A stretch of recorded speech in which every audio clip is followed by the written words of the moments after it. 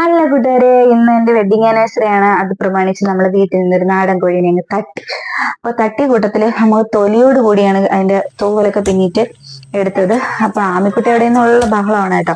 ഇത് കോഴി വെട്ടുന്നതൊക്കെ കണ്ടുകൊണ്ട് നിൽക്കുകയാണ്. അപ്പൊ ഇതെല്ലാം കഴുകി വൃത്തിയാക്കി നമ്മൾ കുക്കറിൽ, ചേട്ടായിയാണ് കേട്ടോ ചിക്കനൊക്കെ വെച്ചത്. അപ്പൊ വെഡിങ് ആനിവേഴ്സറി അല്ലേ, അതിന്റെ ഒരു അന്ന് ചിക്കനൊക്കെ വെച്ച് തരാന്ന് പറഞ്ഞു. അങ്ങനെ അതെ കോഴി കുക്കറിൽ മസാല എല്ലാം ആക്കി വിസിലടിക്കാൻ വേണ്ടി നമ്മൾ കുക്കറിലോട്ട് കയറ്റിക്കുക. ഈ കുക്കറിൽ ഒരു 2 വിസിൽ അവിടെ ഇരുന്നിരിക്കട്ടെ. ഇതും നമ്മുടെ കോഴിയുടെ പാർട്സ് ആണ്. അടിപൊളിയായിട്ട് മൂപ്പിച്ച് കഴിക്കാൻ വേണ്ടി വെച്ചിരിക്കുകയാണ് ഗൈസ്.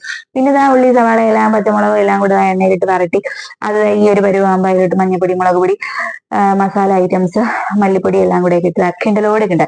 ഇതെല്ലാം ചേട്ടനാണ് ഗൈസ് ചെയ്യുന്നത്, ചേട്ടനാണ്. പിന്നെ നമ്മൾ കുക്കറിൽ വേവിച്ച് വെച്ചിട്ടുള്ള ആ ചിക്കൻ, ആ നാടൻ കോഴി തൊലിയോട് കൂടിയ നാടൻ കോഴിയാണ് ഗൈസ്, അതെല്ലാം കൂടെ ഇതായിട്ട് ഇതുപോലെ തിളച്ച് സെറ്റ്.